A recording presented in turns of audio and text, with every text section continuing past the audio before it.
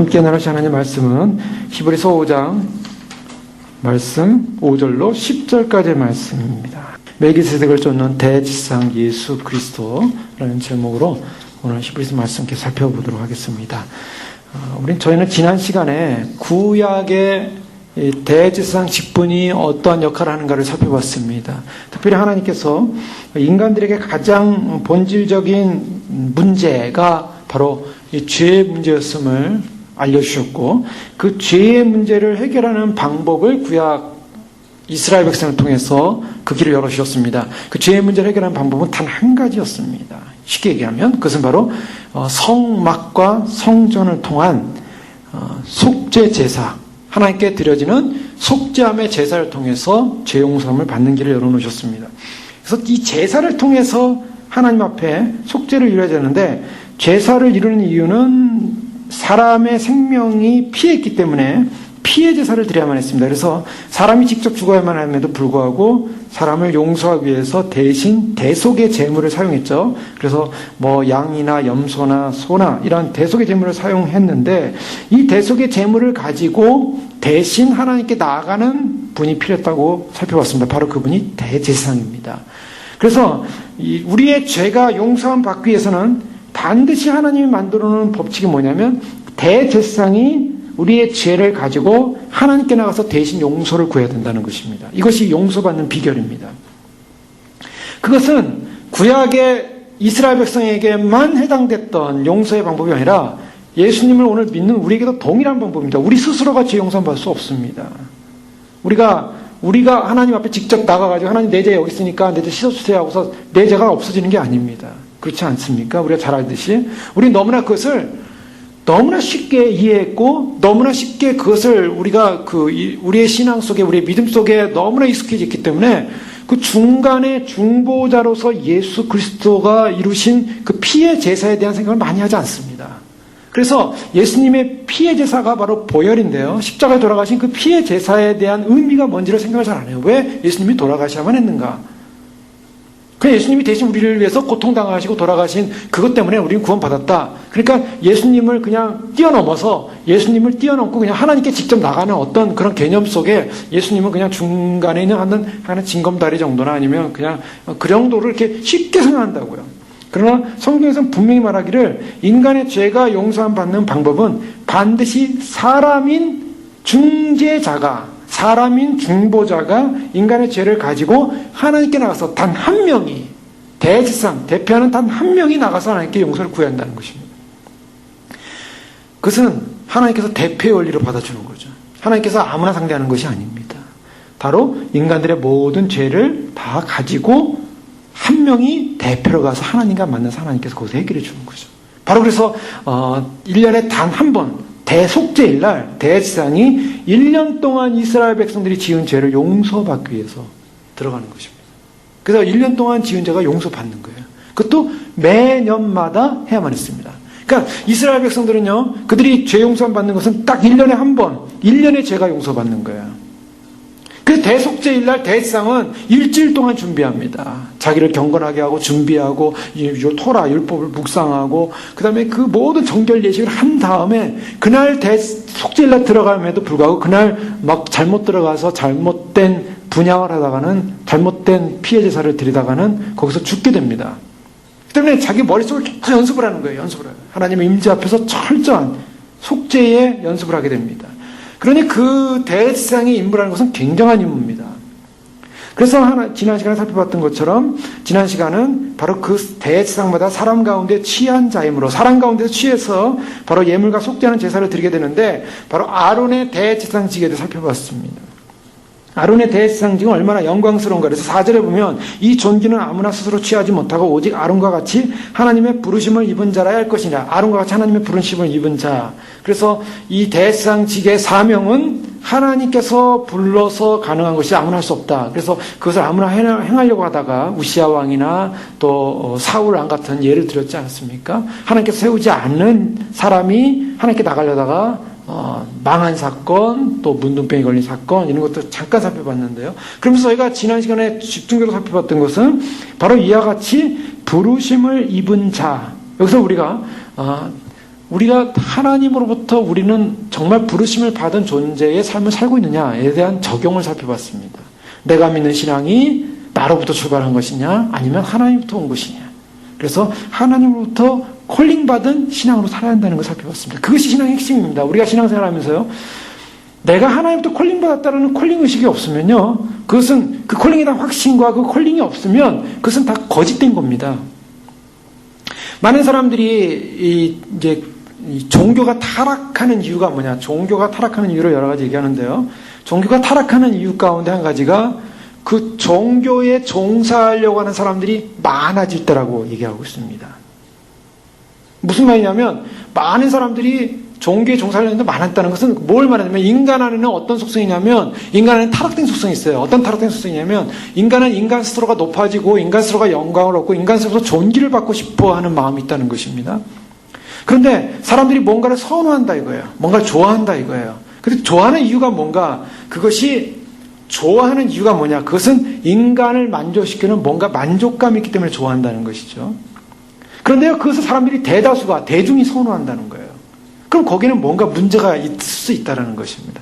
그것이, 한국에서도, 이 가장 안정된 직업이 뭐냐, 또 어떤 사람이 결혼하고 싶냐, 이렇게 설문조사를 해보면, 그런 설문조사 가운데 한 가지가, 이 종교인하고 결혼하고 싶다. 이제 예를 들면, 그런 이제 설문조사의 결과 나오기도 하고요. 오늘날 많은 사람들이, 어떠한 종교에 대한 선호감을 갖기 시작해서 거기 나아갈 때 왜 문제가 생기느냐? 그 종교가 주는 이 소위 말해서 존영이 있다는 거예요. 높음, 영광. 그래서 우리나라에도 보면요, 1980년대까지만 해도 소위 말해서 이 교회 목사님들이나 교회 사역을 하는 분들을 보면 다들 굉장히 고생한다 그렇게 얘기하지 않습니까? 그래서 목사님들이 참 이렇게 살기 어렵고 힘든 시절, 60년대, 70년대 우리나라 살기 어렵지 않았습니까? 그런데 목회하는 분들 많이 힘들었잖아요. 천막부터 시작해서 정말 힘들게 목회하는 분들이 많았죠. 또 많았기 때문에 많은 분들이 목사님들 하면 그냥 별개의 세상이라고 생각했습니다. 저분들은 특별히 하나님께 부름받아서 정말 저렇게 고생을 해도 가는 분들 이렇게만 생각했다고요. 그런데 80년대가 넘어가면서 이제 한국교회가 점점 부흥하기 시작했습니다. 부흥한 기회가 몇 번 있었어요. 그러면서 한국교회가 부흥하기 시작하면서 또 경제력이 발달하기 시작하면서 교회가 성장하기 시작했습니다. 교회가 성장하기 시작해서 교회 건물이 지어지기 시작했고 교회가 뭐라냐면 소위 말해서 파워를 갖기 시작합니다. 그래서 앞에서 설교하시는 목사님들을 볼 때 사람들이 어떤 생각을 하냐면 많은 대중 앞에서 거룩한 가운을 입고 설교를 하고 나올 때 그 파워와 힘을 보면서 존경하기 시작하고 부러워하기 시작하죠. 그래서 뭘 하기 시작하냐면 우리 자녀들도 잘 커서 저렇게 훌륭한 목사님이 됐으면 좋겠다. 그래가지고 자녀들을 어떻게 합니까? 다 이제 신학교, 웬만하면 이제 믿음 좋다는 분들은 이제 신학교를 보내서 이제 주의 종을 만들겠다 이런 생각을 많이 하지 않습니까? 그래서 막 보내려고 하죠. 그래서 막 보내기 시작했어요. 그러면서 발전한 게 뭡니까? 신학교가 학생들이 많아지기 시작했다는 거예요. 예전에는요, 고난받고 고통당할 때는 신학교 많이 안 갑니다. 왜냐하면 거기 나오면 고생길이 뻔한데요. 고생길이 뻔해요. 근데 이제는 신학교 나오면 어떻습니까? 고생길 뻔하다는 말 안 합니다. 신학교 잘 나와서 잘 목회하면 출세길이 열리는 거예요. 자, 그런 사람들의 관념이 바뀌어버렸어요. 그래서 저렇게 목회에 성공하라. 그래서 저도 목회할 때 보면 많은 분들이 목회에 성공하십시오. 목회가 성공하십시오. 그 성공이라는 게 주님 뜻대로 잘 가서 주님께 영광 받으십시오. 이 개념이 아니거든요. 세상 말로, 세상 가치관으로 볼 때 남들한테 존경받고 큰 목회, 돈 있는 목회, 물질 있는 목회, 굉장한 목회 이런 거 하라는 거예요. 자, 그런 거 하라는 것이 바로 왜 그런가? 사람들 머릿속에 뭐가 있냐면 이제 종교라는 개념이 하나의 말씀을 따라가는 어떤 그런 말씀의 진리의 처소가 아니라 인간들이 뭔가 자기의 권위와 명예를 드러내면서 자기를 드러내고자 하는, 그래서 사람들이 점점 어떻게 보면 종교가 이제 타락하기 시작하는 게 바로 거기 있는 것입니다. 자, 많은 분들이요, 젊은이들이 신학교를 가려고 할 때 신학을 하는 목적이 나도 신학을 해서 저런 존귀스러운 그러한 사역을 해야겠다라고 생각을 하면서 신학교 가는지, 아니면 가서 그냥 주님의 종으로서 정말 고생하다가 주 앞에 가야겠지 하면서 신학을 시작하겠습니까? 어떻겠습니까? 많은 사람들이 하나님의 일을 한다고 하면서 뛰어들었는데 그 뛰어든 동기가 뭐였냐면 하나님 정말 콜링했냐는 것입니다. 신학생들이 많이 이제 양성화되기 시작하면서 고생길이라고 생각해 보십시오. 어려운 길이라고 생각해 보십시오. 가라고 해도 떠밀어도 안 가려고 해요. 정말 소명이 있으면 떠밀어도 가요. 정말 소명이 있으면. 주님이 나에게 부르셨으니까. 그러나 그것이 목적이 다른 목적이기 때문에 소명 없이 갈 수 있다는 거예요. 지금 왜냐하면 소명이라는 부분이에요. 이것이 목회자나 어떤 성직자의 길을 가는 사람에게만 필요한 것이 아니라 모든 성도님들에게 다 마찬가지인 것입니다. 우리가 주님을 믿고 따라가는 것이요. 주님을 믿고 따라가는 목적이 뭡니까? 교회 나오는 목적이 뭐예요? 많은 사람들이 교회를 나오는 목적이 교회 가면은 하나님이 복을 주시고 또 좋은 길 열어주시고 내가 기도하면 기도 응답 받고 그래서 하나님 또 천국도 가고 죄도 용서함 받고 뭐 좋은 게 아니냐 이러면서 이제 교회 다니기 시작하죠. 그러면서 교회 다니면서 뭐 하기 시작합니까? 내가 교회 다니면서 뭔가 이렇게만 이렇게 그냥 교회만 왔다 갔다 하는 사람이 돼서는 안 되겠구나. 그럼 내가 가진 달란트가 뭔가 뭐 생각하면서 뭔가 교회 사역을 하고 싶어 할 수도 있어요. 그런데요, 그것이 과연 주님으로부터 온 것인가 나로부터 온 것인가 점검을 해야 한다는 거예요. 항상 이것이 주님으로부터 온 사건이 아니면은 항상 문제가 뭐냐면 그것을 끝까지 충성되게 할 수 없다는 거예요. 항상 그래요. 우리가 하는 신앙이나 믿음이나 헌신이나 수고나 모든 희생이요, 이것이 주님으로부터 주신 내가 주님께 받은 사명이고 주님 앞에서 해야 될 일이라는 의식이 있어야만이 그것이 환경, 조건, 여건과 상관없이 그 일을 감당할 수 있는 것입니다. 그게 소명의 의식이라는 거예요. 환경 때문에, 조건 때문에, 뭐 때문에 하는 것은 다 이것은 주님으로부터 온 게 아니에요. 그래서 지난 시간에 살펴봤던 것이 더 본질적으로 들어가서 신앙의 문제를 살펴본 것입니다. 또 주님 오심에 대한 마지막 복음에 대한 문제를 우리가 살펴봤던 것입니다. 마태복음 22장에 바로 혼인잔치를 베푼 임금이 아들의 혼인잔치를 위해서 초청하는 장면을 살펴보지 않았습니까? 이 초청장을 우리가 누구에게 받았는가? 하나님으로부터 받았는가? 하나님으로부터 받았는가? 자, 여러분, 하나님으로부터 받아 분명한 초청장이면 어떻게 반응해야 되겠습니까? 오늘 문제는 뭐냐면 사람들이 성경을 읽으면서도요, 이 성경을 왜곡시킵니다. 읽는 사람 본인이 왜곡시켜요. 첫째, 이건 두리뭉실 이제 좀 이따 살펴볼 것입니다. 마지막 부분에서 사람들이 어떻게 생각하는가? 성경에 있는 말씀을요, 말씀 그대로 받아들이면 너무 부담이 돼요. 말씀 그대로 받으면 너무 인문적 생각에서, 휴머니즘 생각에서 하나님이, 좋으신 하나님이 어떻게 이렇게 하실 수 있을까라고 자꾸 스스로를 깎아내려요. 그래서 어떻게든지 그 성경의 스트롱한 강도, 즉 제가 페인의 강도면 10이라 그러면, 열이라 그러면 그 열이라는 10의 페인을 알려줘야 되는데 그걸 갖다가 줄이는 겁니다. 점점 약을 써가지고. 그래서 자꾸 왜곡시켜서요, 페인을 3 정도로 만들어 놓는 거예요. 너 이렇게 가면 죽어. 10을 딱 이겼는데 죽는다 그랬는데 죽을 수 있어. 죽을까 해. 죽을지 몰라. 이렇게 만들어버리는 거예요. 그렇게 낮춰버리면 어때요? 좀 안심이 되잖아요. 근데 이 사람은 지금 죽거든요. 지금 페인은 죽는 페인이에요.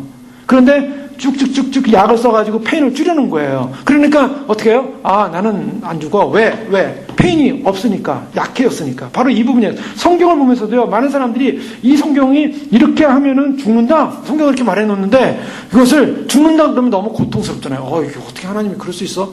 그러니까 우리 스스로 우리가 어떤 마음이 자꾸 생기냐면 좀 이렇게 약화시키고 싶어요. 그래서 목회자들이 설교할 때 어떤 부분에서 딱 이런 부분이 걸리면 그냥 싹 넘어갈 수가 있습니다. 좋으신 하나님에게 좋은 얘기 해줘야 되고 편한 얘기 해주고 위로만 얘기를 해줘야 되는데 죽어 이런 얘기하면은 누가 기분 좋겠습니까? 그런데 그건 목회자 얘기가 아니라 성경에 나온 메시지거든요. 실제로 성경에서는요, 우리에게 뭐를 말하냐면 정말 우리가 주님을 믿는다는 것이 정말 주님으로부터의 부르심이 있냐는 거예요. 이것은 반드시 확인해야 됩니다.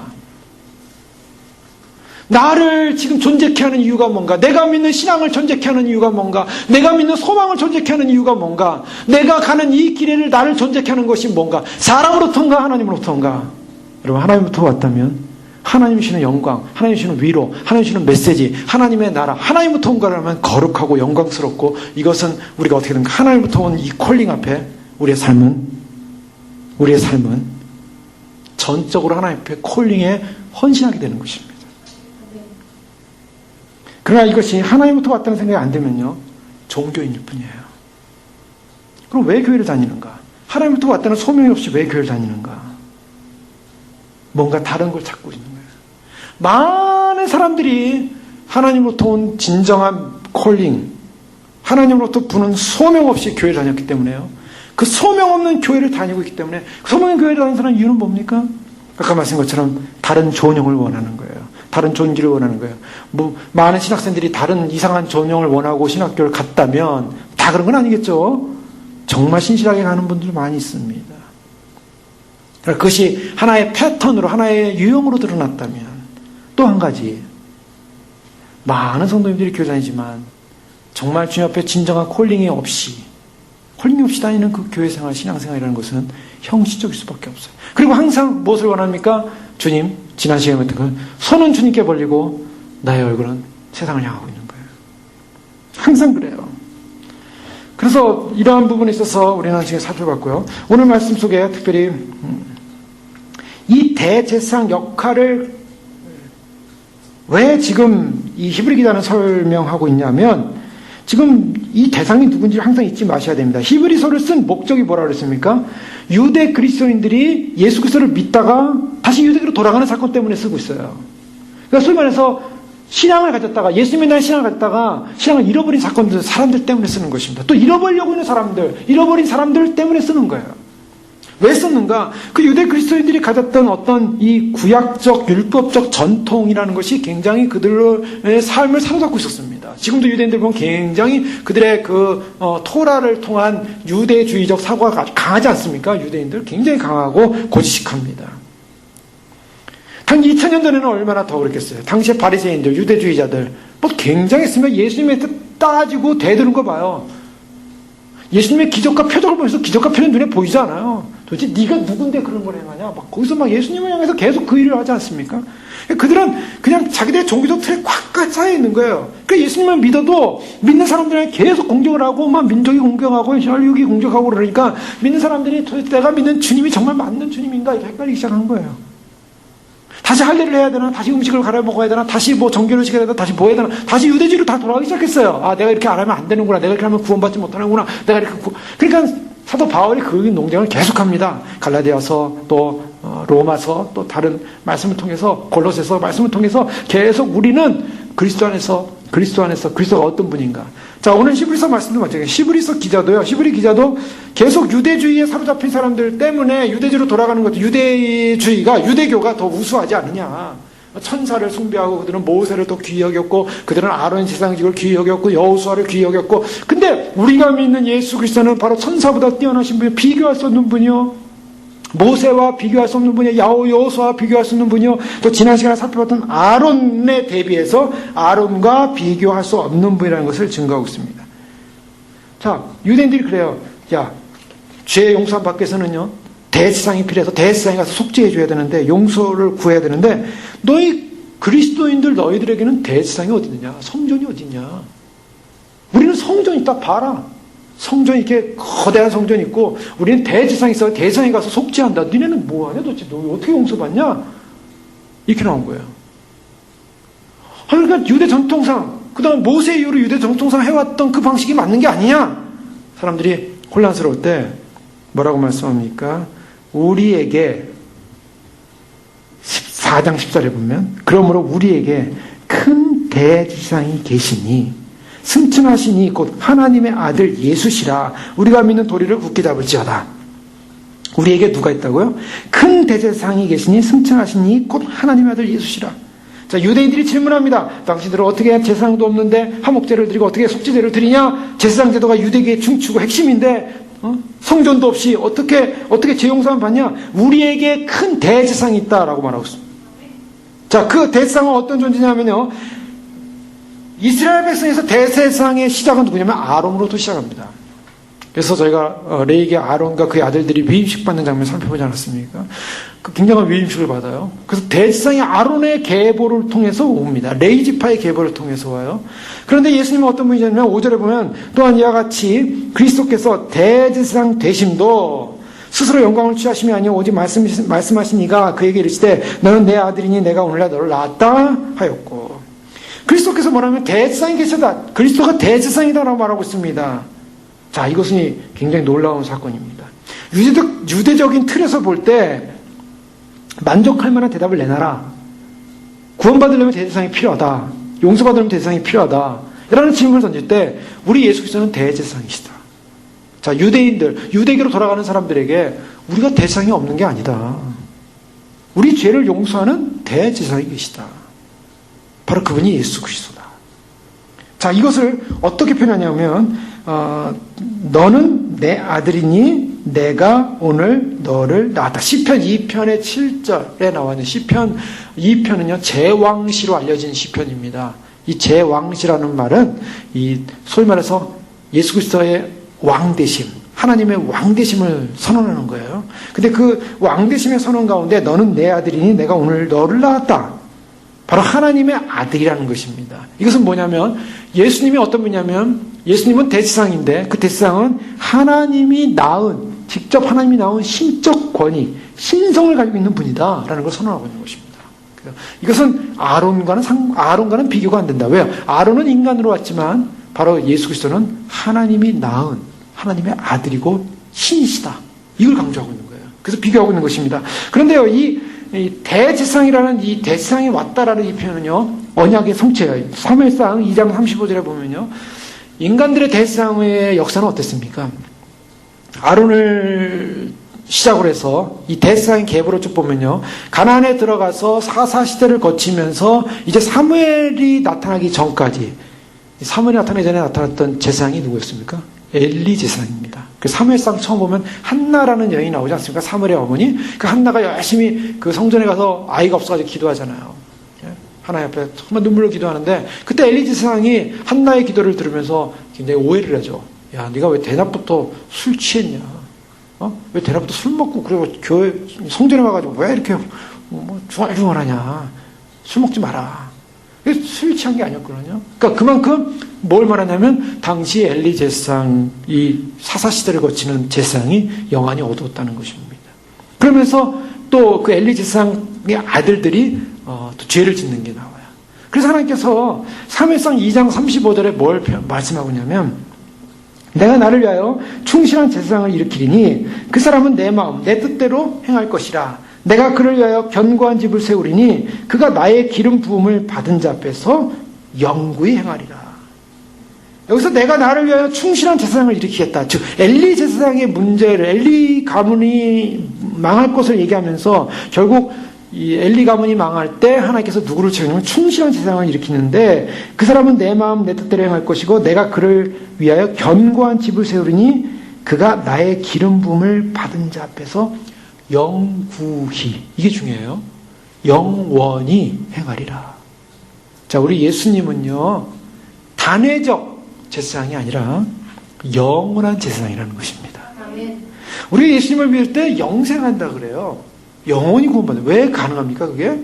우리 주님이 영원한 대제사장이시기 때문에 가능합니다. 그분이 영원히 우리를 속죄의 그 중보자로 계신 거예요. 그분이 우리가 영원히 속죄의 중보자이기 때문에 우리가 영원히 가는 거예요. 영생하는 거예요. 근데 그 영원히 행하는 나의 기름 부은 자를 내가 세우겠다. 자, 오늘 말씀해 보면요, 5절 보십시오.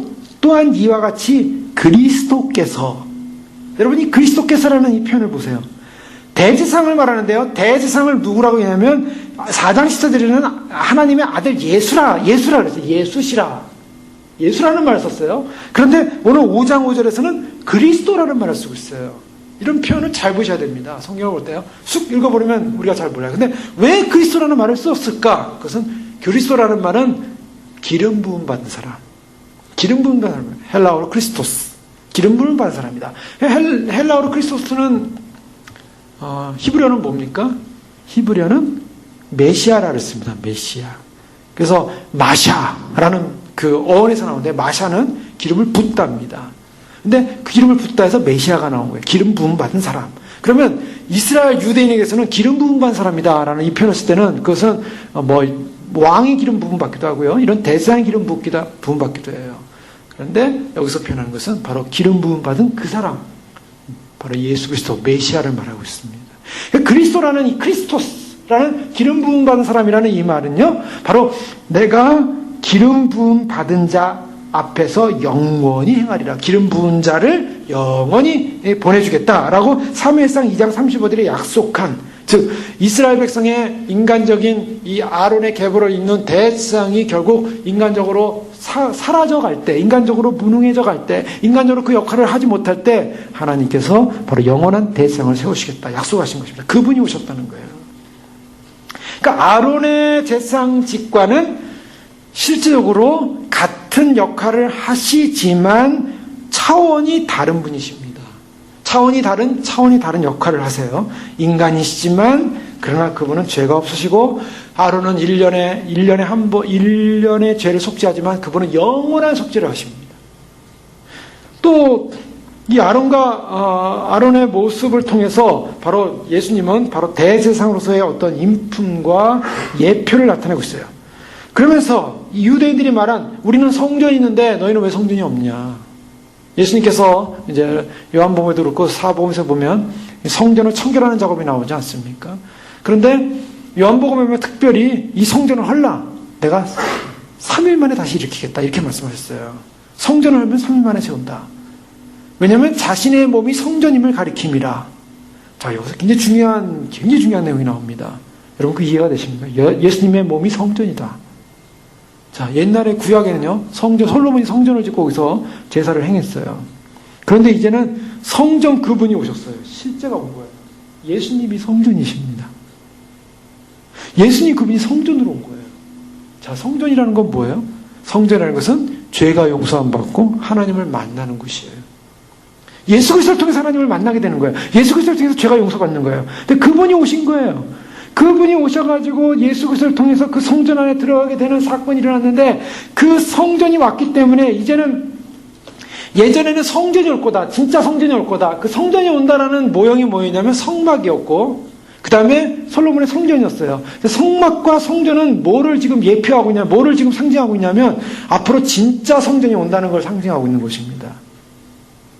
이스라엘 백성들이 하나님께서 율법을 주셨어요. 율법을 주셨다는 것은 율법을 주신 그 목적이 율법으로 끝나는 것이 아니라 율법의 완성자이신 말씀 그분이 온다는 거예요. 자, 이게 다 누구에게 초점을 맞추고 있습니까? 예수 그리스도에게 초점을 맞추고 있는 거예요. 예수님은 그냥 우리가 알고 있는 보통 분이 아니에요. 이스라엘의 모든 과거의 구약 역사의 모든 예표의 실체예요. 그분의 제사제도와 속죄제도에 대한 모든 성전과 성막이 일어나는 모든 제도의 실체가 바로 예수 그리스도입니다. 때문에 예수님께서 오셨기 때문에 이제 더 이상 제사를 위한 성전이 필요 없게 된 거예요. 그 때문에 더 이상 성전이 필요 없어요. 예수님께서 몸으로 실제로 자기 몸을 찢으셔서 피를 쏟고 흘리심으로 영원한 제사를 드림으로 말미암아 더 이상 성전이라는 곳에 들어가서 제사를 드릴 필요가 없게 된 거예요. 예수 그리스도 안에 성전이 이루어진 겁니다. 그 정말론적으로 보십시오. 요한계시록 가보세요. 예수님이 친히 성전이 되셔서, 하나님이 친히 성전이 되셔서 이스라엘 백성들을 그 성막 안에, 성전 안에 거하게 하신다고 말씀하잖아요. 천국에 가면 바로 성전인데, 성전 그 자체가 누구냐? 예수 그리스도요. 하나님이 성전이 되십니다. 그래서 그 성전 안에 우리는 그 영적 개념이 지금 잘 안 들어오지만, 눈에 보이는 개념이 잘 안 들어보이지만, 우리가 보이는 이런 3차원의 세계가 아니기 때문에 하나님 나라는 차원이 높습니다. 우리는 지금 3차원에 있어요. 3차원의 것은 시간, 공간이에요. 우리는 지금 눈에 보이는 이 물질이 있지만 천국에 가면요 달라져요. 완전히 차원이 달라져요. 그래서 우리가 주님을 부르려고 하면 벌써 주님의 응답이 오는 거예요. 소위 텔레파시가 통하는, 그리고 시공간 이동이 가능한, 그리고 지금은 뭐 자동차에 가스를 넣어야 자동차가 가지 않습니까? 그러나 그때는 가스가 없이 무동력으로 갈 수 있는 곳, 우리가 상상할 수 없는 에너지가 있는 바로 그곳이 천국이에요. 바로 그런 차원 전환이 일어나는 천국으로 가게 될 텐데, 바로 예수님이, 하나님이 바로 성전이 되신다라는 이러한 말씀을 우리는 요한계시록 통해서 알 수가 있어요. 자, 성전은 없어진 거예요. 더 이상 성전이 없어요. 왜요? 예수님이 성전으로 오셨기 때문에. 그렇기 때문에 이것이 얼마나 우리가 생각하는 그 이스라엘 백성들이, 이스라엘 백성들이 지금 성전을 져서 지금 제사를 드려야 된다라는 이런 개념과 예수님이 성전을 완전히 완성하셔서 그의 피로 그의 모든 속죄 제사를 이뤘다는 것이 얼마나 차원이 다른 문제인가를 지금 보여주고 있습니다. 그래서 그리스도께서 기름 부음 받은 사람이 대제사장이 되심도 스스로 영광시하심이 아니요 오직 말씀하신 이가 그에게 이르시되 너는 내 아들이니 내가 오늘날 너를 낳았다. 그러니까 결국 모형이 성취가 됐어요. 실체가 왔어요. 실체가 왔기 때문에 이제는 여기서 중요한 이건 뭐냐면 바로 아론의 대를 잇는 레위 지파의 제사장직은 끝났다는 것입니다. 그 이해가 되십니까? 왜 끝났습니까? 왜 아론의 후계자인 레위 지파의 제사장직이 끝났습니까? 우리의 영원한 대제사장이 오셨기 때문입니다. 아론의 그 제사장, 그 아론의 계보를 이은 제사장들은요, 바로 그 실체를 바라보면서 제사를 드렸어요. 근데 그 실체가 오셔서 친히 어린 양이 되셔가지고 십자가에 못 박혀 돌아가셨어요. 그래서 완성이 된 거예요. 율법을 완성하셨다 그랬잖아요. 율법이 뭡니까? 제사를 통해서 속죄를 받는 이 사건들, 모든 그 구약에 나오는 모든 제사 행위의 사건들이 예수님을 통해서 다 이루어졌어요. 예수님이 속죄제요, 번제요, 화목제요. 예수님은 자신을 온전히 헌신했고 자신을 우리의 죄를 속죄하시고 하나님과의 관계를 회복하시고 그래서 모든 제사의 완성으로서 예수님께서 들어주셨다고요. 십자가에서.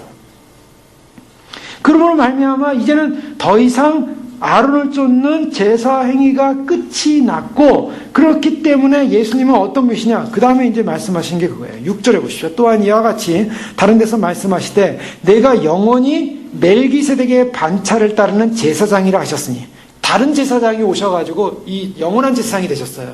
그 아론의 반차를 쫓는 제사장이 끊어졌다는 거예요. 이게 신비죠. 왜 아론의 제사장이 끊어졌습니까? 이것은 두 가지입니다. 무슨 말이냐면 아론의 제사장직은요. 제사장직 하나만 있어요.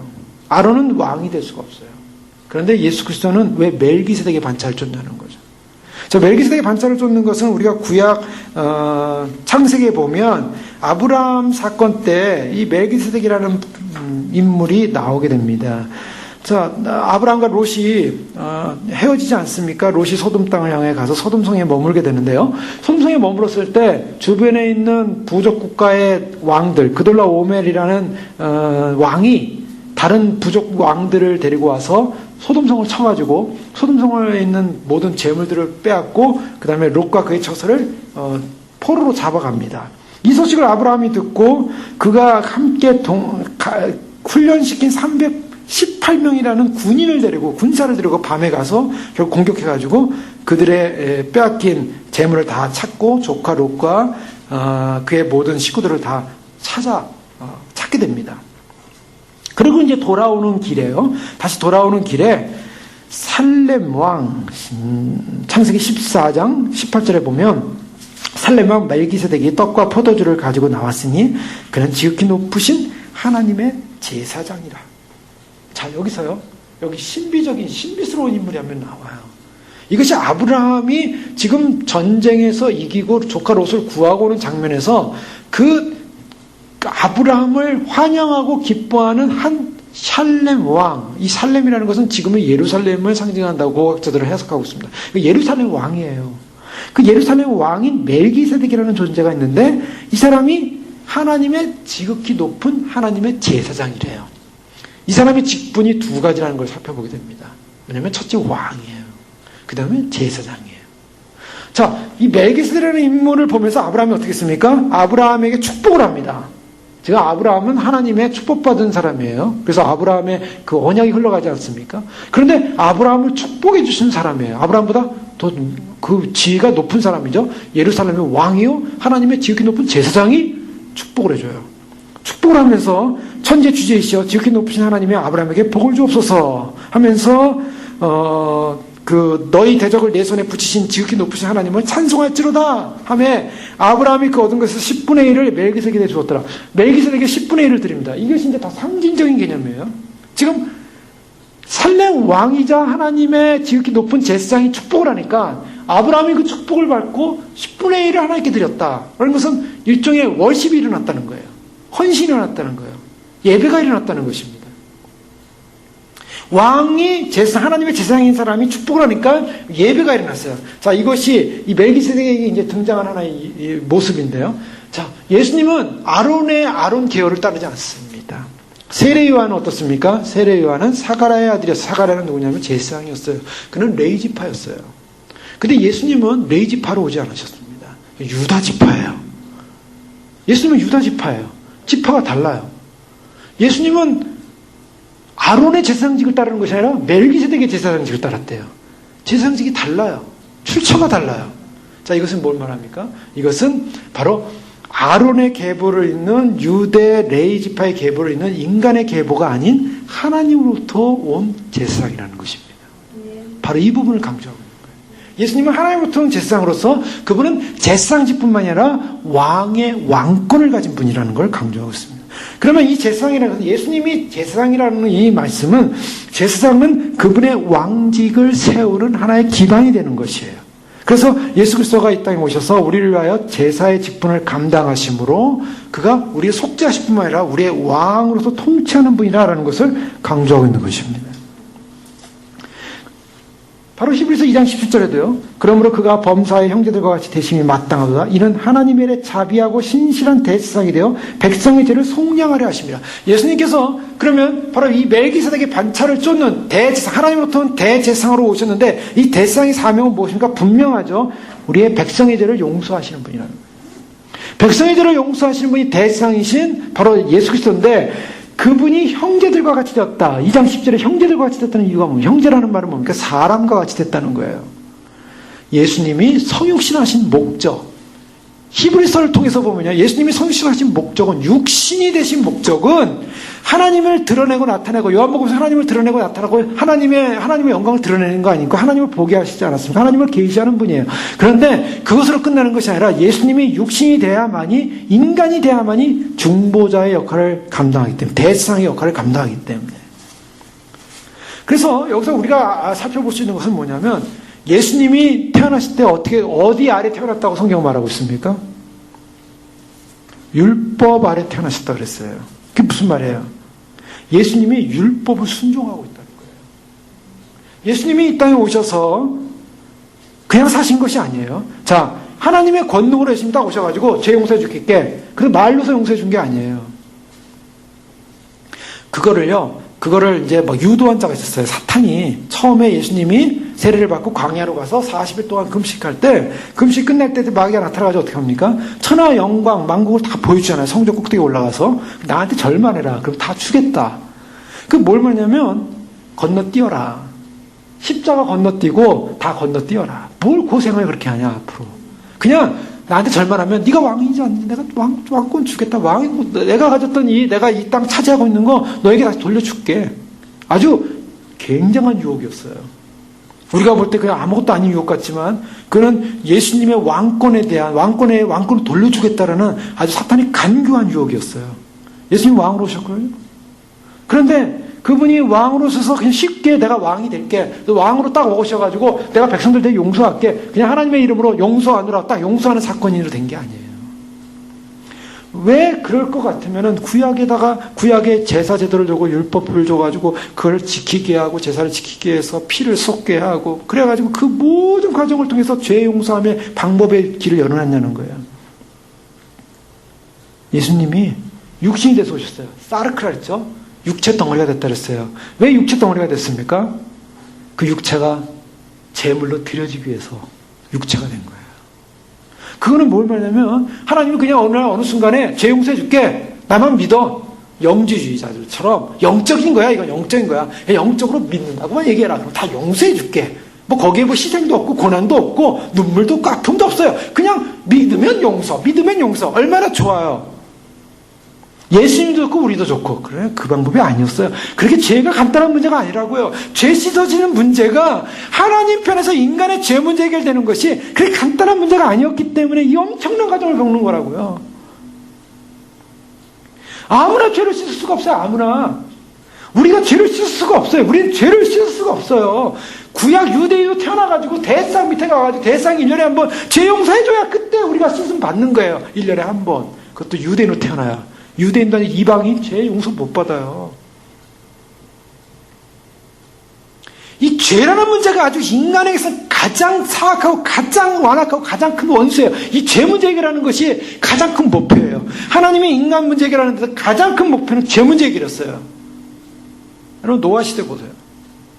인간들이 막 죄를 짓고 타협하고 난리가 나니까 하나님이 인간들 다 없애버리겠다. 근데 딱 의인 노아 한 명 그 가족만 방주를 예비케 가지고 그 안에 들어가게 하고 나머지 그 대표되는 동물 다 집어넣고 다 죽이잖아요. 왜 죽였어요? 죄를 씻어버리려고요. 죄가 너무 더러워서 다시 시작하고 싶었어요. 인간의 역사 가운데 가장 본질적인 문제는 죄 문제예요. 우리가 예수님 믿고 나서 죄 용서 받았다는 사람들이요, 죄 문제 이제는 해결됐기 때문에 나는 죄와 상관없는 거, 이렇게 생각하는 분들 많아요. 아니에요. 그렇게 간단한 문제 아니에요. 그렇다면요, 서신서 필요 없어요. 여러분 서신서를 쭉 보세요. 바울의 서신서를 보세요. 뭐에 관한 얘기입니까? 죄 문제예요. 예수 믿는 교회에 대한 죄 문제예요. 성도가 짓는 죄 문제예요. 예수님께서 산상수훈에 말하는 인간의 본성에 대해서 찌르는 그 핵심적인 산상수훈의 내용은 다 죄 문제예요. 죄. 이 죄 문제가 제일 심각한 거예요. 이 문제 해결하지 않으면 구원은 없어요. 예수님께서 이 죄 문제 해결하기 위해서 인간이 되셨어요. 인간이 되셔가지고 이 땅에 오셔가지고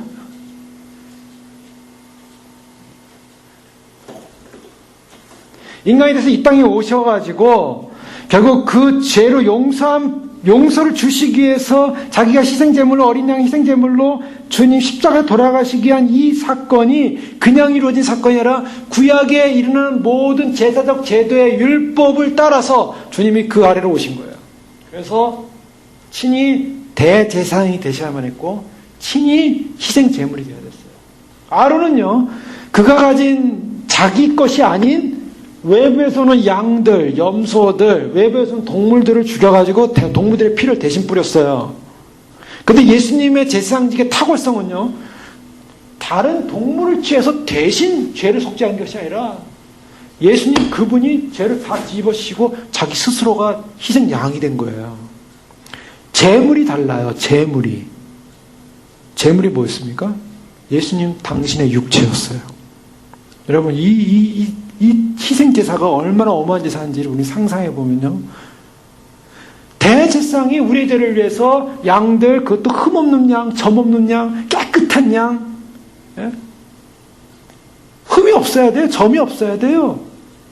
털에서 털 하나, 색깔 하나 변한 거 없어야 돼요. 그런 거 순수한 양 갖다 잡아가지고 그 피를 갖다 뿌려서 거룩하게 뿌려야만이 그 죄가 용서함 받는 사건이었는데, 예수님 그분이 흠없고 점없는 그분으로 오셔가지고 죄 없는 그분으로 오셔서 완벽한 점없는 정결한 분이 희생 양이 되셔가지고 돌아가셨다고요. 그것이 예수님이 치른 제사입니다. 지금 그거를 강조하고 있는 거예요. 히브리 기자는. 예수님이 치른 제사가 얼마나 위대한 제사인지 아나요? 얼마나 대단한 제사인 줄 아냐? 우리가 믿는 예수 그리스도가 어떤 분인 줄 아냐? 도대체 구약 율법적 제사의 방법으로 단실, 단회적, 잠정적으로 이루어진 속죄 방법이 아니라 완전히 그리스도의 속죄를 통해서 우리는 영원한 속죄를 이룬 존재가 됐다.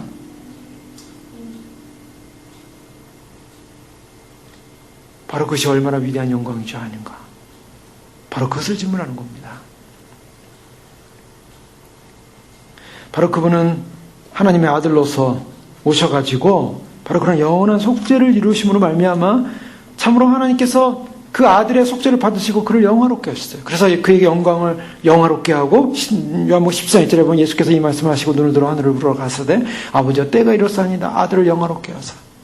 참 진심으로 하나님의 뜻을 행하는 그 아들의 그 속죄 제사 제물을 통해서 하나님의 영광을 받으신다라고 말하고 있고, 베드로전서 1장 21절에 보면 너희는 저를 죽은 자 가운데 살리시고 영광을 주신 하나님을 그리스도로 말미암아 믿는 자니 너희 믿음과 소망이 하나님께 있게 하려 합니다. 영광을 주신 하나님을 죽은 자 가운데 살리시고 영광을 주신 하나님이 그에게 그래서 영광을 주게 됩니다. 하나님의 아들로서 신성을 가지고 중보자적인 역할을 감당하시는 바로 그 모습, 바로 이것은 바로 오늘 너는 내 아들이니 내가 오늘 너를 낳았다. 여기서 이 아들이라는 표현을 우리가 좀 성경을 통해서 보면요, 예수님의 제사장직이 이루어지는 과정, 또 그것을 인증받는 과정을 보게 됩니다. 내 사랑하는 아들이니 내가 기뻐한다. 이런 표현들 성경에 나오는 구절이 이 복음서에는 두 장면 속에 나와요. 어떤 장면이 나옵니까? 예수님이 세례를 받고 났을 때 세례받고 나오니까 하늘로부터 음성이 들렸어요. 이는 내 사랑하는 아들이요 내 기뻐하는 자라. 아들이요 기뻐하는 자라. 또 언제 또 그런 사건이 있었습니까? 베드로, 야고보, 요한이 같이 예수님과 산에 올라갔는데 예수님이 변형이 되셨어요. 그래서 모세와 엘리야를 만나고 있었어요. 이때 음성이 들렸어요. 이는 내 사랑하는 아들이니 너희는 저의 말을 들으라. 아들이라는 표현을 하세요. 자, 하나님이 세례 요한에게 이는 내 사랑하는 아들이다라고 알려주고 있고, 그리고 베드로, 야고보, 요한에게 이는 내 아들이니 저의 말을 들으라. 아들이니 들으라. 이 표현을 하고 있어요. 근데 오늘 성경에 보니까 너는 내 아들이니 내가 오늘 낳았다. 시편 2편 7편을 통해서 히브리 기자는 뭘 말하고 있냐면 그가 너는 내 아들이니 내가 너를 낳았다는 이 아들이라는 표현을 통해서 그가 어떤 분이냐? 대제사장이라는 겁니다. 예수님의 직분 가운데 왕직 있고 제사장직 있고 선지자직이 있다고 삼중직이라고 했어요. 예수님께서는 선지자처럼 이 하나님 나라를 외쳤습니다. 또 예수님께서는 대제사장으로 속죄 사역을 감당했습니다. 예수님은 또 왕으로서 통치하시고 다스리십니다. 그런데 바로 이 가운데 예수님의 대제사장직, 제사장직에 대해서만 하나님께서 그의 영광, 예수님의 직분 가운데 얼마나 중요한 직분인지, 제사장으로서 이 땅에 오신 거, 바로 육신이 되신 거, 바로 육신 되신 그분은 내 아들이다. 내 아들이 친히 대제사장으로 왔고 내 아들이 친히 속죄의 제물이 될 것이다. 하나님이 인증하는 사건이에요. 하나님이 인증된 존재. 그래서 스가랴 6장 13절에 보면요, 그가 여호와의 전을 건축하고 영광도 없고 그 위에 앉아서 다스릴 것이요 왕입니다.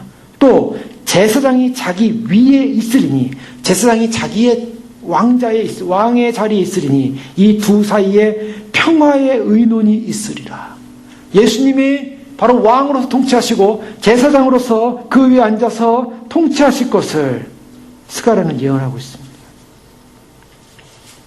바로 이러한 부분들, 그리스도를 제사장으로 부르시고 얼마나 위대한 사역을 감당하시고, 이것을 제사장으로서 그가 감당할 때 어떻게 감당했습니까? 7절에 보니까 그는 육체에 계실 때 자기를 죽음에서 능히 구원하시려게 심한 통곡과 눈물로 간구와 손을 올렸고, 자, 이 올렸고라는 이 표현은요, 하나님께 드렸다, 제사장의 직분의 하나의 그런 행위를 상징하고 있어요. 육체에 계실 때 자기를 죽음에서 능히 구하시려게 심한 통곡과 눈물과 간구와 소원을 올렸다.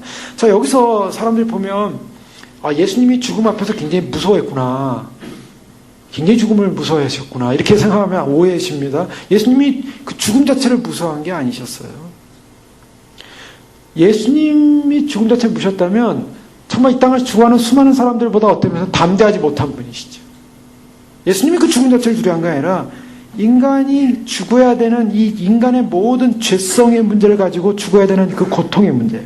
그래서 능히 구원하시려게 심한 통곡과 눈물과 간과 손을 올렸다라는 이 표현은요, 바로 그분이 가진 마음의 고통이요, 마음의 아픔이었어요. 마음의 이 십자가를 짓고 있는 그 슬픈 사람의 모습. 예수님은 감각이 없으신 분이 아니었어요. 그 육체의 몸을 가지고 오셔서 인간이 가진 그 죄성의 문제 앞에 통곡하셨고 눈물을 흘리셨고, 그래서 간구와 소원을 올렸습니다. 간구와 소원을 올렸는데 그 간구와 소원은 하나님의 전능하심 앞에 간구했어요. 하나님, 주님은 구원하시는 분이십니다. 그래서 이 백성들을 구원하소서, 나를 죽어로부터 구원하소서, 주 앞에 구원을 간구했고요. 그러나 그는 간구와 소원을 올리면서 또한 주님의 그 역사적인 주권 앞에, 생명을 바쳐야 하는 주권 앞에 그는 자신을 온유하게 복종하십니다. 그래서 8절에 보면 그가 아들이시면서도 받으신 고난으로 순종을 배웠다. 예수님께서는 전능하신 하나님을 믿었고 또한 주권자이신 하나님 앞에 순종합니다. 그것이 바로 하나님의 앞에 선 아들의 속죄 양으로 서선, 또 대제사장으로 선 아들의 갖는 하나님에 대한 신뢰였어요. 그는 시편 88편 15절에 보면 내가 소시부터 곤란을 당하여 죽게 되었사오며 주의 두렵게 하심을 당할 때 황망하였나이다. 주님은 늘 그 죽음, 자신이 십자가를 져야 되는 그 죽음에 대한 고통, 그 죽음에 대한 고통이 그냥 고통이 아니라 바로 인류의 모든 죄를 담당해야 되는 그 고통 속에서 어렸을 때부터 사셨어요. 시편 116편 3절에 보면 사망의 줄이 나를 두르고 음부의 고통이 내게 미침으로 내가 환난과 슬픔을 만났을 때, 시편 116편 4절에 내가 여호와 이름으로 기도하기를 여호와여 주께 구하오니 내 영혼을 건지소서. 저 앞에 기도하기 시작했어요. 나를 건지소서. 시편 69편 1절에도 하나님이여 나를 구원하소서 물들이 내 영혼까지 흘러들어왔나이다. 시편 69편 2절에도 내가 설 곳이 없는 깊은 수렁에 빠지며 깊은 물에 들어가니 큰 물이 내게 넘치나이다. 깊은 고뇌, 깊은 고통, 그리고 수치, 고뇌, 이 모든 것을 다 감당하셨어요. 그것을 느끼면서, 인간으로 느끼면서, 아픔을 느끼면서 하나님 앞에서 자신이 하나님 앞에 드리면서 간구를 올리면서 저 앞에 기도한 그 모습. 그러면서 성경은 뭐라고 말합니까?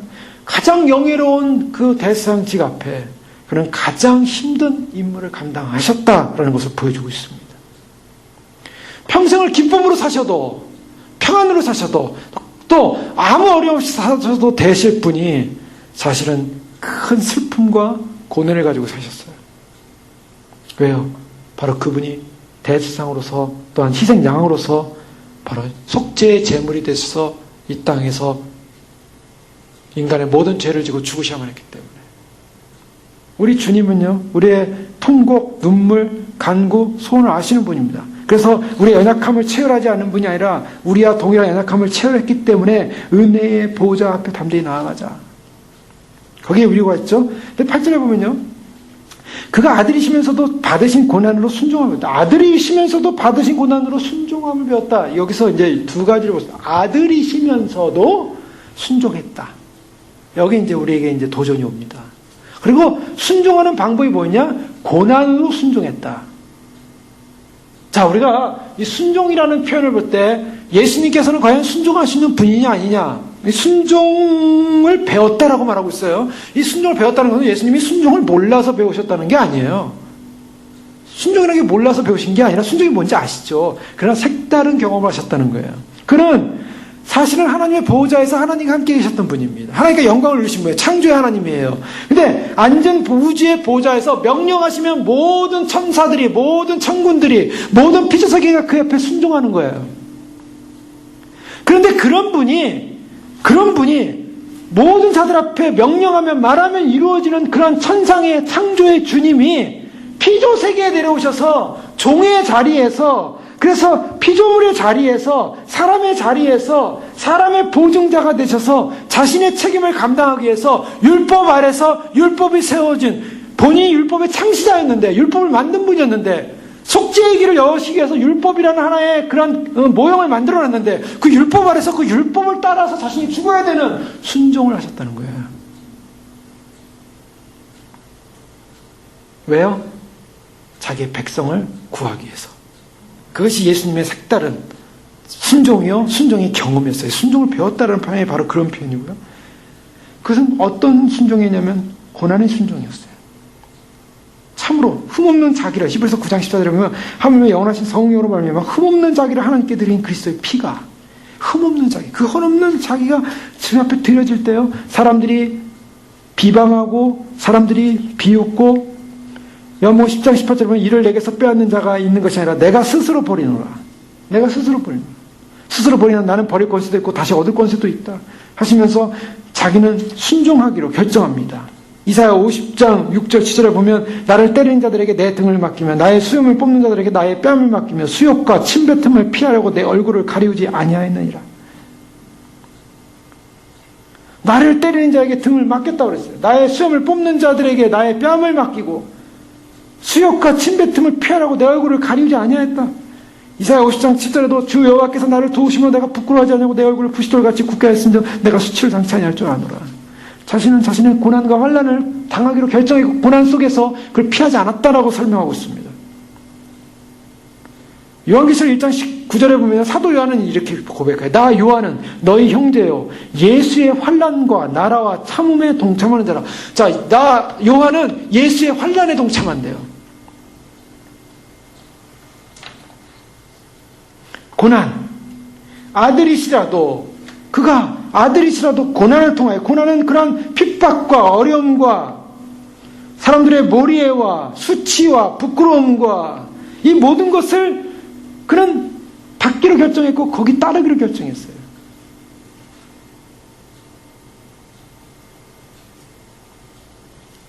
히브리서 12장에 보면은 징계에 관한 부분이 나오고 있죠. 하나님을 사랑하는 자들에게 징계를 주신다. 징계를 받지 않는 자는 진정한 하나님의 자녀가 아니다. 그렇게 표현하고 있어요. 그 징계를 통하여 우리를 하여금 하나님의 자녀를 확증시킨다. 뭐 그런 개념이죠. 예수님도요, 인간의 죄에 대한 징계를 스스로 감당하심으로 그 고난으로 말미암아 순종함을 배웠다라고 말하고 있고 순종했다라고 말하고 있습니다. 끝까지 고난당하시는 예수 그리스도. 순종의 주님. 그래서 결국 어떻게 하십니까? 그 고난당하신 주님은 온전하게 되셔서 자기에게 순종하는 모든 자에게 영원한 구원의 근원이 되셨다. 온전하게 되셨다. 진정한 고난에 대한 순종을 통해서 온전하게 되신 모습을 보게 됩니다. 사도행전 5장 30절에 보면요. 오히려 이 일의 증인이요. 하나님의 자기를 순종하는 사람들에게 주신 성령도 그래. 자기를 순종하는 사람들. 자, 우리에게 순종이라는 것이 무엇을 말하고 있냐면 의에 이른다. 구원에 이른다라고 말하고 있어요. 로마서 6장 16절에도 혹은 죄의 종으로 사망에 이르고 혹은 순종의 종으로 의에 이르니라. 순종의 종으로. 자, 예수님이 우리에게 보여주신 것은요, 참으로 그 십자가에서 대제사장적 사명을 감당하기 위해서 그는 인간의 고뇌 속에서 정말 이제는 구약적 율법의 아론의 제사장직을 통해서 단회적으로 이루어지는 사건이 아니라 단회적으로 일시적으로 이루어지는 사건, 잠시만 이루어지는 속죄 사건이 아니라 영원히 이루어지는 속죄 사건을 위해서 주님이 친히 순종함으로 그가 하나님 앞에 자신의 제물을 드렸다. 그러므로 하면 어떤 결과를 냈냐면 영원한 구원의 근원이 되시는데, 영원한 구원의 근원은 바로 순종하는 모든 자에게. 예수님도 순종했기 때문에 온전하게 됐을 그분이 온전하지 못해서가 아니라 온전함의 모습을 보여주셨어요. 그리고 자기에게 순종하는 모든 자에게 영원한 구원의 모습이 되셨다. 자, 여기서 우리가 이제 무엇을 최종적으로 얻을 수 있냐면요, 아까 말씀드린 것처럼 주님은 인스턴트로 우리를 구원하지 않으셨다는 거예요. 어떤 찰나, 즉각적인, 어떤 순간적인 어떠한 사건을 통해서 갑자기 구원이 딱 하늘에서 떨어진 것이 아니라는 거예요. 자, 우리에게 착각이 뭐냐면, 우리가 신앙생활을 하면서 우리는 어떤 생각을 하냐면, 어느 날 갑자기 우리가 굉장한 사람이 되기를 원한다든가, 어느 날 갑자기 내가 굉장한 성화된 존재가 되기를 원한다든가, 어느 날 내가 굉장히 거룩한 존재가 되기를 원한다든가, 우리 스스로가 뭔가 과정 없는 영광을 추구할 때가 있다는 거예요. 여러분 어떻습니까? 우리가 신앙생활 하면서요, 어느 날 내가 굉장한 성인이 되고 싶어요. 어느 날 내가 굉장한 존재가 되고 싶어요. 하나님께 완전히 인정받는 굉장한 존재. 그러나 그런 게 없다는 거예요. 우리는 정말 우리에게 정말 요청되는 것은, 예수님이 어떤 삶을 사셨냐면, 예수님은 이런 고난의 과정을, 순종의 과정을 겪으셨어요. 그리고 십자가의 길을 다 걸어가셨어요. 겸손한 순종, 겸손한 복종, 그리고 인내를 하셨어요.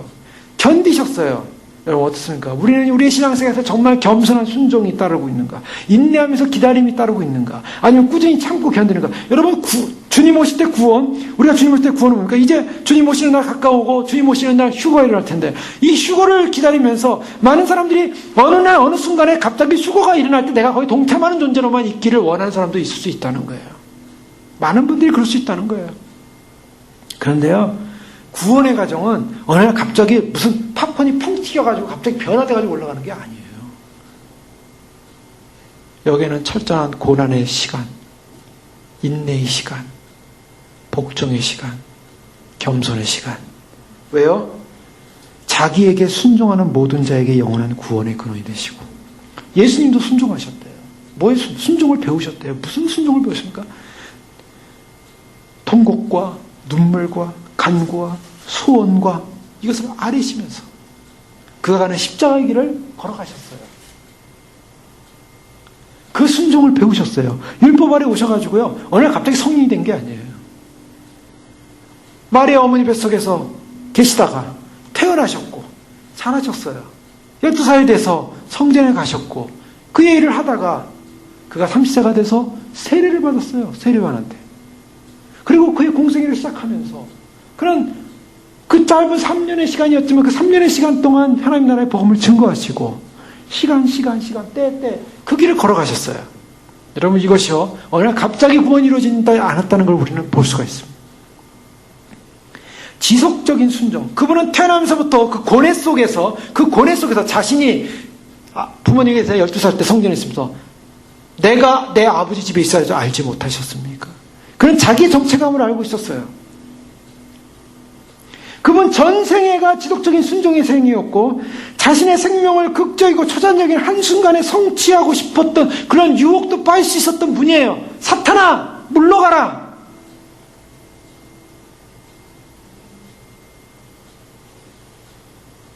너는 나를 누구로 하냐? 주는 그리스도시여 살아계신 하나님의 아들이시니이다. 바요나 시므나 내가 복이 있다. 이 말을 한 것은 네가 한 것이 하나님이 알려준 것이다. 너는 참 복받은 존재다. 내가 이 반석 위에 교회를 세우리니 음부의 권세가 이기지 못하리라. 그러면서 주님께서 내가 이제 십자가의 길을 가는데 십자가에서 고난받고 내가 사흘 만에 일어날 것이다 라고 했으니까 바요드로가 주여 안 됩니다. 가시면 안 됩니다. 사단아 내 뒤로 물러가라. 좀 전까지 파연하시면 하는 복되다. 내가 이 반석 위에 이 고백 위에 교회를 세우겠다. 막 이렇게 기뻐하셨는데 사단이 그 순간 사단이 돼요. 그 다음 순간 사단이 돼요. 베드로에게 적극적으로 사단이라는 말이 나와요. 왜요? 예수님의 고난의 길을 방해하고 있기 때문에. 왜요? 주님도 좋으시죠. 안 돌아가시면. 주님도 안 돌아가시는 방법이 있다면 그걸 택하고 싶었었어요. 겟세마네 동산에서 아버지요 나에게서 할 만한 이 잔을 옮기시옵소서. 그러나 아버지 뜻대로 되길 원합니다. 예수님의 솔직한 고백이셨어요. 죽기를 좋아하는 사람, 육체로 와서 인간이 죽기를 좋아하는 사람 아무도 없어요. 예수님조차도 죽는 걸 좋아하신 분이 아니셨다는 걸 알 수가 있죠. 그러나 그가 아버지 뜻 순종하기로 결정했어요. 근데 그 뜻, 예수님의 머릿속에는 무엇이냐면 하나님의 뜻을 위해서 내가 왔다라는 분명한 자기의식이 있었어요. 목적이 있었어요. 그 하나님의 뜻과 목적 앞에 단호하게 결정합니다. 여러분 이거 중요한 거예요. 여러분 우리는 어떠한 하나님의 뜻을 알고 있습니까? 나는 어떤 하나님의 뜻을 알고 있습니까? 하나님의 뜻과 목적이 뭡니까? 우리를 향한 하나님의 뜻과 목적이 뭡니까? 저는 그렇게 믿어요. 우리를 향한 하나님의 뜻은요, 우리가 구원받는 것이라고 믿습니다. 우리가 구원받기 위해서는요, 단순간, 한순간, 무슨 어떤 기적적 사건, 어떤 하나의 경험을 통해서 구원받는 게 아니라, 바로 주님을 따르고 순종함으로 구원받게 될 줄로 믿습니다. 바로 주님을 따르게, 자기에게 순종하는 모든 자에게 영원한 구원이 되신다 그랬어요. 자기에게 순종하는 자에게. 예수님도 순종을 배우셨다 그랬어요. 그러니 우리가 주님을 따르고 순종하는 것, 바로 주님의 뜻과 목적이 주님께서 우리를 구원하기 위해서 자신의 길을 걸어가셨던 것처럼 우리도 우리의 뜻과 목적은 주님 앞에서 우리가 구원받아 주님의 영광을 뵙는 거예요. 주님이 우리를 원하세요. 그래서 돌아가셨어요. 그래서 오셨어요. 그래서 우리를 사랑하신다고 고백하세요. 그러니 이제는 어떻게 하고 나를 따르라는 거예요. 나를 따르라. 그럼 나는 순종하면 되는 거예요. 다른 길이 없습니다. 다른 길이 없어요. 주님을 따르는 길도요, 다른 길이 없어요. 많은 사람들이 주님을 따르면서요, 어느 날 갑자기 이루어지는 구원의 영광만을 추구해요. 많은 사람들이. 제가 서두에 말씀드렸죠. 정말 하나님부터의 부름이 있었는가? 부름이 있다면 그것이 영광을 추구하는, 나의 영광을 추구하기 위해서 따라가는 길이냐, 아니면은 정말 영광과 상관없어도 갈 수 있는 길이냐, 하나님의 부름이라면. 많은 사람들이, 많은 젊은이들이 막 집회에서 막 주를 위해 살겠습니다. 막 헌신을, 막 음악이 나오고 찬양이 나오고 막 주를 위한 막 헌신했던 사람들의 간증이 나오고 나도 주를 위해 헌신하겠습니다 하고서 헌신하고서 이제 헌신했잖아요. 그 다음 어떡할 거예요? 헌신한 대로 이제 살아야 되나요? 그래서 어디 합니까? 뭐 예를 들면 선교 헌신했다 그래요. 선교지로 가요. 선교지 갔더니 선교지가 그렇게 아름답고 환상적인 게 뭐 거기는 음악이 있는 것도 아니고 환경이 좋은 것도 아니고 뭐 예배당이 있는 것도 아니고 그냥 하나님도 모르는 불신자들이 있는 세상이에요. 거기 가서 예수님을 전해야 되고 복음을 전해야 되고 제가 생존해야 되고 이 싸움, 사단과의 전쟁을 해야 되고 쉬운 게 아니거든요. 포기하고 돌아옵니다. 제가 예전에 한국에 있을 때 전도사 시절입니다. 20년도 사였는데 고등부 사역을 할 때 학생들에게 선교단 비전을 좀 심어줬어요. 그 선교단체도 좀 같이 하고 청소년 성도단체 모임도 하고. 근데 몇몇 아이가 그냥 불이 붙었어요. 선교를 가겠다고. 선교를 가되 준비를 하고 가야 된다. 준비를 하고 잘 준비해서 하나님 앞에서 잘 준비해서 가야지, 성숙해서 가야지, 그냥 가면 안 된다. 얘가요 선교를 가겠다고 고등학교 졸업하자마자 선교하겠다고 인도로 갔어요. 그냥 무작정 갔어요. 인도로 어느 선교단체에 연결이 돼서.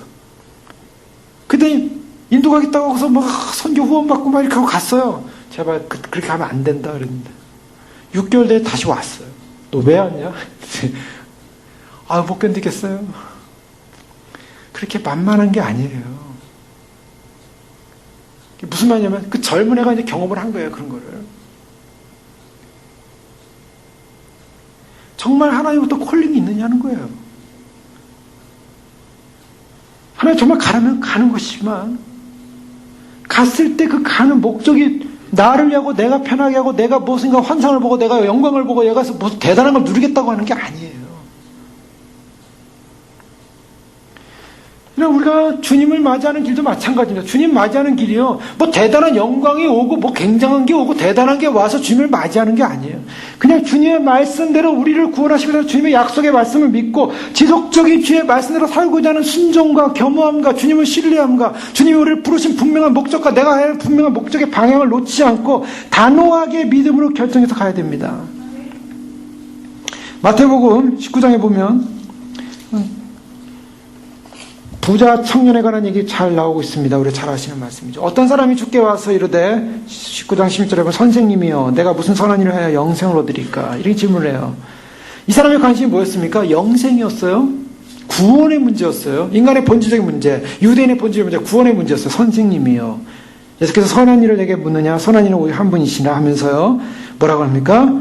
영생 얻는 방법을 이렇게 해요. 생명에 들어가려면 계명을 지키라 했더니 이 사람 굉장히 담대한 사람이었어요. 다른 마가나 누가 보면 젊은 관원으로 나오잖아요. 젊은 관원이 나는 말씀을 잘 지켰다라고 얘기하고 있어요. 10계명 잘 지켰다라고 말하고 있어요. 그러면서 내가 이 모든 것을 지켰는데 무엇이 부족합니까? 라고 다시 반문을 해요. 예수님께서 21절에 보니까 이르시되 내가 온전하고자 할진대, 여기서 온전이라는 말 잘 보세요. 마태복음 19장 21절에 온전이라는 표현을 말씀하고 있어요. 온전이 중요한데요. 이것은 구원을 받고자 온전해져야 한다는 거예요. 오늘 예수님께서도 순종함을 배워서 온전하게 되셨다 그랬죠. 온전이라는 표현을 쓰고 있습니다. 그래서 그를 따르고 그를 순종하는 자에게 구원을 주시는 분이라 그랬어요. 구원의 문제는요, 어떤 문제냐면 온전이 있어야 돼요. 근데 온전하고자 할진데, 지금 네가 구원받고자 할진데 가서 뭐라 합니까? 내 소유를 팔아 가난한 자에게 주라. 그러면 하늘에서 보화가 네게 있으리라. 그리고 와서 나를 따르라. 여기서 핵심을 보십시오. 예수님께서 네가 정말 영생 얻고 싶어하냐? 자, 뭐라 그랬습니까? 영생 얻고 싶어하면 그 영생이 사는 곳이 어디예요? 영원히 사는 거. 하늘이에요. 하늘에서 영원히 사는 거예요. 근데 이 사람 뭡니까? 땅에 묶여 있어요. 땅에 네가 우상으로 섬기는 재물을 가난한게 주라. 그러면 하늘의 보화가 쌓일 것이다. 너가 영생 얻고 싶다며 영생은 하늘에서 영원히 사는 거다. 근데 너가 한 땅에 묵혔으니까 땅에 거 팔고 땅에 거 주고 하늘의 보화를 쌓아놓고 그리고 나를 따르라. 이게 뭡니까? 순종하고 나를 쫓으라. 자, 이거를 우리가 잘 아는 보네포 목사님 나치에 저항해서 히틀러를 암살하려고 했던 그 당에 들어가서 나중에 처형당한 보네포 목사님 있지 않습니까? 그분이 제자도에 관한 책에서요, One Single Mind Obedience 이렇게 표현했어요. 오직 한 마음의 순종이다. 근데 이 부자 청년은 바로 이 한 마음의 순종을 하지 못했다는 거예요. 영생을 얻고 싶다며 하늘에서 영생을 얻지 않냐? 근데 하늘에 보화를 쌓아두려면 땅의 것에 관심 갖지 말고 하늘에 보화를 쌓아놓고 나를 따르라. 즉 땅의 것 내려놓고 나를 따라. 너가 하늘을 가는데 방해되는 요소가 있다. 그건 너에게서는 돈의 문제가 있구나. 부자니까. 그러니까 어떻게 했습니까? 나를 따라 그랬어요. 그때 이 청년이 어떻게 했어요? 반응이 재물이 많음으로 이 말씀을 듣고 근심하여 가니라. 이 근심하여 갔다라는 이 표현은요, 그가 구원을 받았다는 표현입니까? 안 받았다는 표현입니까? 구원을 받았다는 표현이 아닙니다. 그가 근심하며 갔다는 것은요, 조의 아이오니오스. 이게 무슨 말이냐면요, 조에는 생명을 보지 못하였다. 그가 근심하여 돌아가니라. 조의 아이오니오스. 생명을 보지 못하였다. 그에게 있어서는 오히려 부유함. 이 유대인들에게 있어서는 어떤 사상이 있었냐면요. 아브라함이 복을 받아서 부유했잖아요. 욥이 복을 받아서 부유했어요. 그래서 유대인들은 어떤 사상이냐면 요즘 우리 그리스도인들은 현대 그리스도인하고 똑같은 생각하고 있어요. 하나님이 복을 주면 부자가 된다고 생각하고 있었어요. 그래서 부자가 하면요, 나는 하나님의 말씀을 잘 지켰기 때문에 부자가 됐다. 뭐 어떤 면에서 틀린 말은 아닐 수 있어요. 예, 그냥 번영신학에서 바로 그 부분만을 강조해요. 하나님이 복을 줄 수도 있고 복을 안 줄 수도 있어요. 꼭 부가 없기 때문에 하나님이 복을 안 준 게 아니에요. 또 부가 있기 때문에 꼭 복 받은 것도 아니에요. 하나님이 주권이에요. 스데반은 돌 맞아 죽었어요. 근데 바울은 돌 맞아 안 죽고 감옥에서 꺼내줬어요. 베드로도 꺼내줬어요. 그거 어떻게 해석할 거예요? 하나님의 주권이에요. 하나님의 주권은요, 이렇게 하기도 저렇게 하기도, 그러나 하나님이 뜻을 이루어요. 그런데 이들의 사상 속에는 자신들이 부유했기 때문에 이 부유한 사람은 나는 이미 하나님께 복을 받았고, 그 다음에 율법도 다 지켰기 때문에 난 영생 받는다고 생각했어요. 그래서 어떻게 하면 영생을 얻을 수 있습니까? 그러니까 너가 영생 얻고 싶냐? 하늘나라를 얻고 싶냐? 하늘의 보화를 쌓느라, 그리고 나를 쫓으라 그랬는데, 재물이 많은 근심함에 갔다. 라고 말했어요. 그 다음이 중요해요. 우리 이걸 간과해서는 안 돼요. 예수께서 저에게 있을 때 내가 진실로 너에게 이르노니 부자는 천국에 들어가기가 어렵다라고 했어요. 다시 너에게 말하노니 낙타가 바늘귀로 들어가는 것이 부자가 하나님 나라로 들어가는 것이 어렵다. 24절을 제가 아까 설명했던 것처럼 많은 사람들이 이게 지금 이 페인이 10인데 이것이 바로 10을 말하고 있는데 여기서 3, 4로 내려놨어요. 야, 여기서 낙타가 말하는 것은, 낙타가 바늘귀 들어간다는 것은, 낙타가 짐을 많이 졌는데, 낙타가 좀 이렇게 고개를 숙이고 들어갔으면 좁은 문을 들어가는 바늘귀라는 문이 있었는데, 그 바늘귀 문을 들어가는데 좀 어렵다. 그래서 짐을 내놓고 들어가면 될 수 있는 것이다. 이렇게 해석하기도 하고요. 아니면, 밧줄이 있는데, 어원이 비슷해요. 예? 낙타라는 밧줄이 이 바늘귀로 집어넣는데 좀 어려움이 있다. 그래서 자꾸 이걸 축소시키는 거예요. 부자가 천국 들어가기가 낙타가 바늘귀 들어가는 거 어렵다. 못 들어간다는 얘기입니다. 못 들어간다는 얘기예요. 못 들어간다는 얘기를 어떻게든지 좀 껴서 들어가 볼 수 있는 길이 있을까? 사람들이 막 여러 가지 고민을 많이 했어요. 제자들이 놀랐어요. 그 얘기 듣고. 못 들어간다는 얘기 듣고 놀라가지고요. 그렇다면 누가 구원을 얻을 수 있습니까? 여기서 중요한 핵심은요. 부자가 어떻게 하면 구원을 얻습니까? 질문 안 했어요. 제자들이 누가 구원을 얻을 수 있습니까? 그게 뭐냐면 구원을 얻을 사람이 그럼 누가 있습니까? 그럼 무슨 말이냐면 제자들의 머릿속에도 무슨 사상이 있었냐면 자기들이 세상 속에 묶여있는 뭔가 세속적 가치관을 가지고 있는 것이 있었다라는 걸 보여주고 있어요. 세상 사람들이 다 예수님 말고 이 하늘 거 다 추구하고 있지 않지 않습니까? 모든 사람이 가난한 자에게 소유를 나눠주고 하늘의 보화를 쌓고 나를 쫓으라는데 그럼 누가 과연 구원을 받을 수 있습니까? 라는 이런 굉장히 절망적인 그런 질문을 하고 있는 거예요. 못 들어간다고 그러니까. 예수께서 그들을 보시며 이르시되 사람으로는 할 수 없으나 하나님으로 할 수 있다라고 표현하시는데요. 이 다른 성경에 보면은 이 사람이 못 들어간다라는 때 정말 못 들어간다. 얘들아 하나님의 나라에 들어가기가 얼마나 어려운지 마가복음 10장 24절에 예수님이 그래요. 하나님 나라에 들어가기가 얼마나 어려운지. 지금 부자 청년 오고 나서 예수님이 뭐라고 말씀하시냐면 하나님 나라에 들어가기가 얼마나 어려운지. 여러분 우리가 예수님 믿고요 구원받는다는 사람 다 쉽게 생각해요.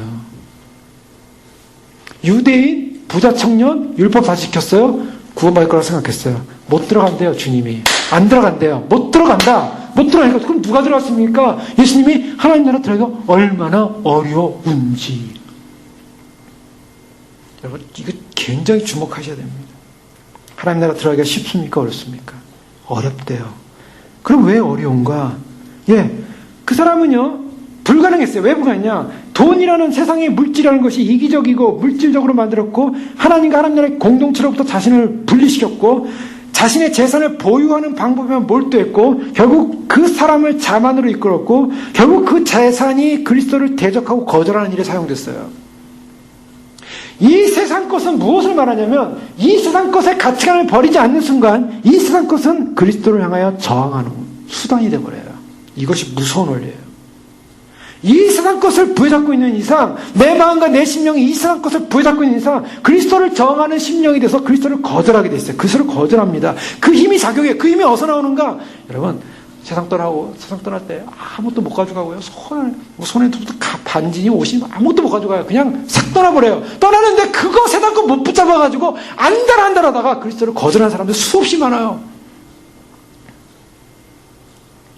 이 세상 것이 그리스도를 대적하고 거절하는 힘으로 작용하기 때문에 이 세상 것을 버리지 않으면 그리스도를 또 따를 수 없다고 주님이 지금 경고하는 거예요. 나를 따르라. 순종하라는 거예요. 그게 구원을 얻는다. 자, 그런데요, 여기서 베드로가 대답하기를 우리는 모든 것을 버려두고 예수님을 쫓았습니다. 그러니까 사람들이 그래요. 이거 보고요. 베드로 잘난 체 하네. 아유, 제자도 잘난 체 하네. 뭐 자기들만 버렸나? 우리도 뭐 많이 희생했지? 이렇게 생각할 수 있죠? 아니에요. 베드로가 만성이 됐을 때요, 모든 것을 버려두고 예수를 쫓습니다. 베드로는요, 제자들은요, 자기 것 딱 버려두고 쫓았어요. 이 부자 청년은요, 거기서 안절부자다가 그거 딱 붙잡고 하나님 거절했어요. 이 사람 못 들어갔어요. 천국 못 갑니다. 이 사람은 천국 못 가요. 근데 베드로는 들어간다는 거예요. 세상이 새롭게 되어 인자가 자기 영광에 보좌에 앉을 때 나를 따르는 너희도 12보좌에 앉아 이스라엘 12지파 심판하리라. 내 이름을 위하여 내 집이나 형제나 자매나 부모나 자식이나 전토나 버린 자마다 여러 배를 받고 또 영생을 상속하리라. 보세요. 부자 청년이 영생 가지고 왔어요. 영생 어떻게 얻을 수 있습니까? 그 사람은 영생 얻었고 사라졌어요. 조회, 영원한 생명을 잃어버렸어요. 그러나 제자들, 베드로와 그 제자들은 주님을 따랐기 때문에 영생을 상속받으리라. 그러면서 뭐라 말씀하시냐면 제자가 되지 않으면 구원은 없다 해요. 여러분, 이 말씀이요, 마태복음 19장 말씀은 제자로서의 희생과 제자로서의 삶으로 결정하고 순종하고 그리스도를 따를 마음이 없으면 구원 못 받는다는 거예요. 많은 사람들이 교회를 다니면서도 구원 받을 거라고 생각해요. 자기는 제자의 삶을 살 거라고 생각하지 않고 제자의 길을 갈 마음이 없어요.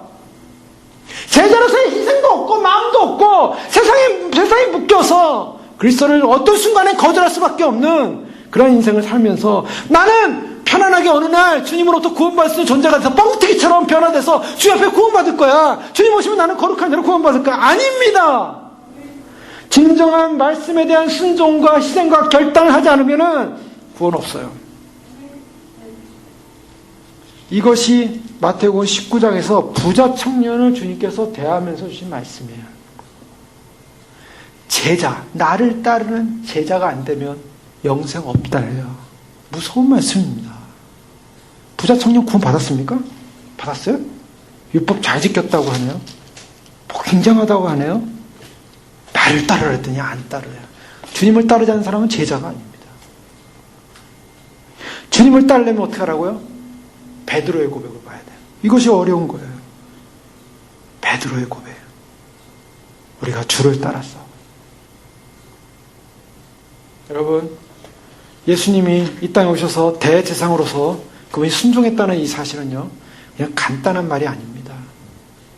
하늘의 영광을 다 버리고 내려오셨고 육체를 입으셨고 그리고 철저하게 자신을 죽이기 위해서 율법의 길에 순종하셨어요. 그리고 율법을 이루셨어요. 그래서 자기의 피를 다 쏟으셨어요. 그래서 예수 그리스도를 이제 따르고 순종하는 사람들에게 구원의 길을 여셨대요. 여러분, 구원은 오늘 구원받을 자가 그러면 누가 구원받습니까? 예수님이 하신 말씀은 구원받을 자 이렇게 많지 않다는 거예요. 얘들아, 구원받을 자 이렇게 많지 않다. 여러분, 저희가 주님 오심을 길 걸어가면서 우리가 정말 누구로부터 부름을 받고 있는가? 나는 지금 어떤 사명으로 이 길을 가고 있는가? 주님이 정말 나를 정말 주님의 나라의 신부로서 콜링하고 있는가? 그러면 나는 제자인가? 나는 주님을 따르고 있는가? 주님을 따르고 있다면 끝까지 가십시오. 우리가 반드시 점검해야 되고 걸어가야 되고 순종해야 될 길입니다. 다른 길은 없습니다.